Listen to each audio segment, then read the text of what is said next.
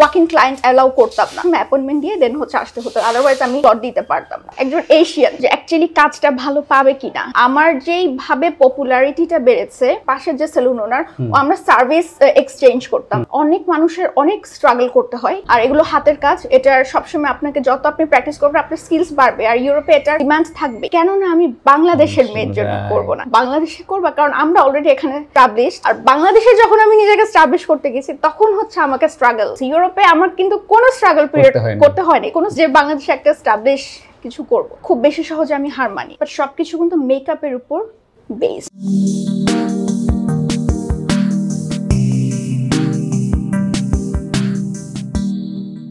যে আমার ওয়ার্কশপে কিন্তু শুধু জাস্ট দেখিয়ে দিলাম হয়ে গেল। বাংলাদেশে কিন্তু সেলুন ওনারদের জন্য আমি একটা এক্সক্লুসিভ সেশন রেখেছি। সবাই তো এই ব্যাপারগুলো নিয়ে এডুকেটেড না, অনেকগুলো স্টুডেন্ট আমি নিতেই পারি। ক্লাসটা করতে চাচ্ছ, ডেফিনেটলি আগে সিট বুক করে ফেলতে হবে। এগুলো সম্পর্কে মানুষের ইন্টারেস্টও ছিল, বাট খুব বেশি এডুকেশন ছিল না। কয়টা সেলুনে আপনি দেখবেন যে প্রপার ওয়েতে ল্যাশ এক্সটেনশন করছে, নেইলস করছে। অমুক সেলুনে আমি গিয়েছিলাম, আমার তো চোখ থেকে প্রচুর পানি পড়ে, ট্রেনিংটা না থাকে তাহলে কিন্তু এই প্রবলেমসগুলো থাকতেই। ওয়েট করেছি 2 মাস যে আপনি আসবেন, দেন কোর্সগুলো নিব। একটা আস্থা পাবে। 2-3 লাখ টাকা 2.5 লাখ টাকা দিয়ে ওরা একটা মেকআপ কোর্স করছে। আমার পিকচার ছিল না, রাইট?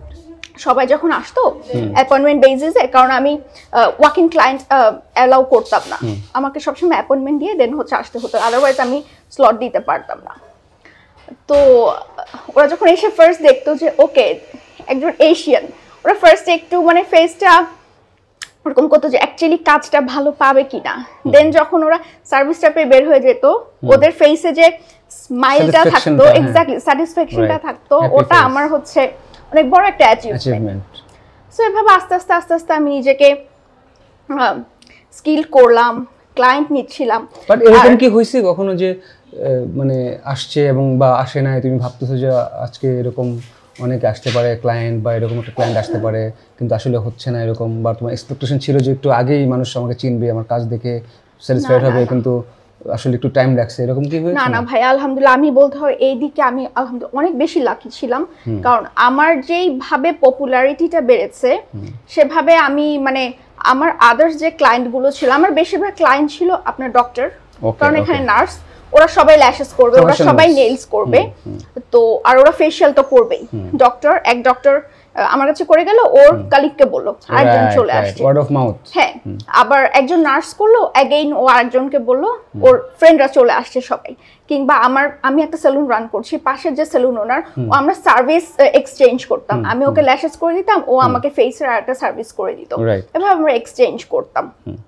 তো ওই দিক থেকে আলহামদুলিল্লাহ আমি নিজেকে অনেক লাকি মনে করি যে অনেক মানুষের অনেক স্ট্রাগল করতে হয়।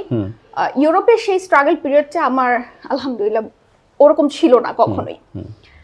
আর এরপর আস্তে আস্তে আমি যখন একটু কয়েকটা দিন গেল, অলমোস্ট 1 বছরের কাছাকাছি, তখন কোপেনহেগেনে, তো বাংলাদেশ অনেক পরে গিয়েছে। আমি তো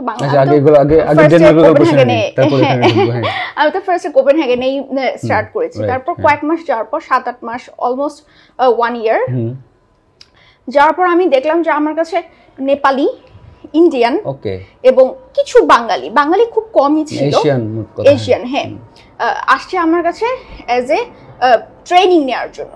ওরা চাচ্ছে ওরাও ওপেন করবে, কারণ একটা স্মল স্টুডিও নিয়ে যদি কেউ একটা ল্যাশের সালুন ওপেন করে তাহলে কিন্তু তার মান্থলি একটা ভালো অ্যামাউন্টের ইনকাম হয়ে যাচ্ছে এখানে। আর এগুলো হাতের কাজ, এটার সবসময় আপনাকে যত আপনি প্র্যাকটিস করবেন আপনার স্কিলস বাড়বে, আর ইউরোপে এটার ডিমান্ড থাকবেই। ইভেন এখন বাংলাদেশেও তো ডিমান্ড অনেক বেড়ে গেছে। তো ওদেরকে আমি আস্তে আস্তে যখন দেখলাম যে আমি ট্রেন করাতে পারছি, ওরা আমার কাছে শিখে স্যাটিসফাইড হচ্ছে। 3 ডেজের কোর্স, 5 ডেজের কোর্স, ইভেন 7 ডেজের কোর্স। এই কোর্সটা কিভাবে তুমি শুরু করলে? মানে আউট অফ নোয়ার, তোমার তো প্ল্যান ছিল না, জাস্ট বিকজ দে ওয়ান্টেড। হ্যাঁ, ওরা আমাকে আইডিয়াটা দিয়েছে, রাইট, ইয়া, ওরা আমাকে আইডিয়াটা দিয়েছে যে ওরা আমার কাছে করতে আসতেছে। তখন আমার মাথায় একটা লাইক ক্লিক হলো যে ওদের জন্য করতে পারলে কেন না আমি বাংলাদেশের মেয়ের জন্য করব না। That was my first time.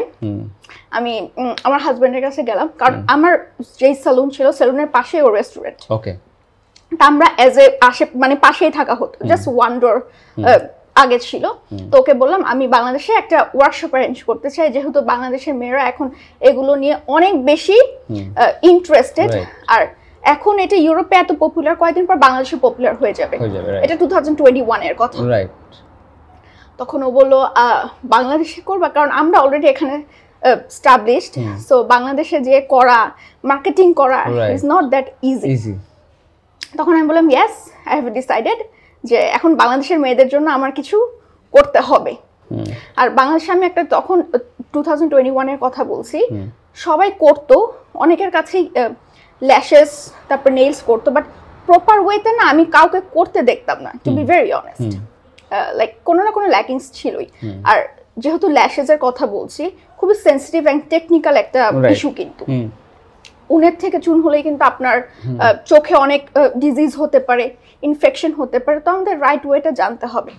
And যেহেতু এই সেক্টরে আমি মনে করি আমার জায়গা থেকে I am the best, so definitely বাংলাদেশের মেয়েদের জন্য কিছু করার প্ল্যানিং তখন থেকে আমার স্টার্ট হয়।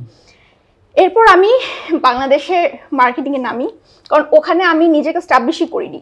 ইউরোপে নিজেকে স্টাবলিশ করতে করতে বাংলাদেশ নিয়ে ভুলে গেছি। হ্যাঁ, বাংলাদেশে নিজেকে স্টাবলিশ করব কিংবা ওখানে যে আমি ফোকাস করব, ওই জিনিসটা আমার মাথা থেকে চলে গেছে। আর বাংলাদেশে যখন আমি নিজেকে স্টাবলিশ করতে গেছি, তখন হচ্ছে আমাকে স্ট্রাগল পিরিয়ড পার করতে হয়েছে। ইউরোপে আমার কিন্তু কোনো স্ট্রাগল পিরিয়ড করতে হয়নি, কোনো স্ট্রাগল করতে হয়নি। বাট বাংলাদেশে যখন আমি গেলাম, মার্কেটিং এর ক্ষেত্রে বলেন, প্রমোশনের ক্ষেত্রে বলেন, ইভেন স্টুডেন্ট গ্যাদারিং এর ক্ষেত্রে বলেন, মানে আমার অনেক অনেক বেশি স্ট্রাগল পিরিয়ড পার করতে হয়েছে। Even still I am struggling যে বাংলাদেশে একটা এস্টাবলিশ কিছু করব। বা তারপরও তো আমি এরকম একটা পার্সন যে খুব বেশি সহজে আমি হার মানি না। হ্যাঁ, আমি এটা হ্যাঁ আমার এটা করতে হবে, আর ওদেরকে বোঝাতে হবে যে তোমরা আমার থেকে কি বেনিফিটসটা পাবে। আমি একটা কথা বলি, বাংলাদেশে কিন্তু এখন অনেক অর্গানাইজার্স আছে, ওয়ার্কশপস হচ্ছে, অনেক কিছু হচ্ছে, বাট সবকিছু কিন্তু মেকআপের উপর বেসড। হ্যাঁ, আর বাংলাদেশ এখন হয়ে গেছে মেকআপের উপর মেয়েরা অনেক বেশি ট্রেন্ড, অ্যান্ড আদার্স যে সার্ভিসগুলো, ওগুলো কিন্তু বাংলাদেশে এখন অনেক পপুলার। কিন্তু ওগুলো ফেশিয়ালস, কারণ ফেশিয়ালের উপর হ্যাঁ আইল্যাশ, নেইলস, আইব্রাউজ, তো এগুলোর উপর বাংলাদেশের মেয়েদের খুব বেশি যে একটা ইনডেপথ নলেজ কিংবা একটা গুড ওয়ার্কশপ ওরা কিন্তু পায়নি। হ্যাঁ, আর এটা কিন্তু ওদের খুব দরকার, কারণ প্রত্যেকটা সেলুনে এখন আপনি আইল্যাশের যে সার্ভিসটা সেটা দেখবেন, বাট কতজন প্রপার ওয়েতে করছে। আপনি যদি প্রপার ওয়েতে দেখতে চান, কেউই কিন্তু ওভাবে করছে না। তো তাদের তো এই নলেজটা থাকতে হবে, আর এটা তো তাদের বুঝতে হবে তারা যে 1-1.5 লাখ টাকা 2 লাখ টাকা দিয়ে মেকআপ কোর্স করছে, ওকে ফাইন। ইন্টারন্যাশনাল অনেক অনেক অর্গানাইজাররা এখন অনেক কিছু অর্গানাইজ করছে, ওকে ফাইন। মেকআপের উপর তাদের তো একটা স্কিল, সেটা তো হয়ে গেছে। বাট আদার্স যে সার্ভিসগুলোর উপর, যেরকম ফেশিয়াল, বাংলাদেশের প্রত্যেকটা মেয়ে বিয়ের আগে বলেন, তারপর আপনার ওয়েডিং সিজন বলেন, ফেশিয়াল তো করবে। তো ফেশিয়ালের যে একটা রাইট অ্যাপ্রোপ্রিয়েট মানুষের স্কিনের যে অ্যানালাইসিস করে যে ফেশিয়াল, তারপর স্কিন টাইপ, তারপর অনেক কিছু ম্যাটার আছে। তো এগুলো জেনে যে এক্স্যাক্টলি আর কি প্রোডাক্ট ইউজ করতেছেন, কোন ক্লায়েন্টের উপর আপনি কোন ধরনের প্রোডাক্ট ইউজ করবেন, এক্স্যাক্টলি সবকিছু অনেক ডিফারেন্ট। আর ইউরোপ এখন অনেক অ্যাডভান্স হয়ে গেছে। এখন বাংলাদেশের মতো শুধু বাংলাদেশে এখন হাইড্রা ফেশিয়ালটা যতটুকু আমি জানি অনেক বেশি পপুলার, বাট প্রপার ওয়েতে হাইড্রা ফেশিয়ালটা কয়জন করতে পারছে, এটা হচ্ছে ফ্যাক্ট। আর তো তখন এটাই আমি ডিসাইড করলাম যে দেশে আমি যাব। তো ফার্স্ট আমি দেশে 2022 জানুয়ারিতে যাই, ফার্স্ট টাইম এত বছর পরে। এবং সেখানে আলহামদুলিল্লাহ আমার একটা ফার্স্ট ওয়ার্কশপ হয়, খুব বেশি বড় আকারে হয়নি, বড় পরিসরে হয়নি, বাট মিডিয়াম পরিসরে হয়েছে, আলহামদুলিল্লাহ খুব সাকসেসফুল হয়েছে।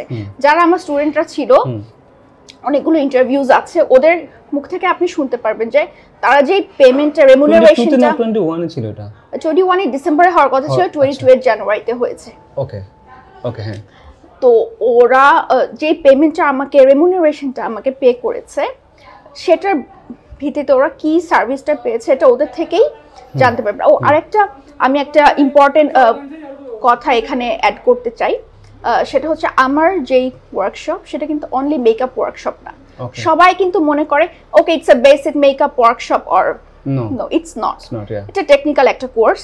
ফার্স্ট অফ অল এখানে ল্যাশেস শেখানো হচ্ছে, নেল শেখানো হচ্ছে, ফেশিয়াল, মেকআপ তো আছেই, কয়দিনের কোর্স তাহলে তোমার? আমার এটা ডিপেন্ড করে, কেউ প্রাইভেটও করতে পারে, কেউ 3 ডেজও করতে পারে, 5 ডেজও করতে পারে। অনেক সেলুনরা আছে আমাকে প্রাইভেটলি ওদের সেলুন নিয়ে যাচ্ছে এবং ওরা এক্সক্লুসিভ যে সেলুন বেস যে কোর্সটা সেগুলো করছে আর কি।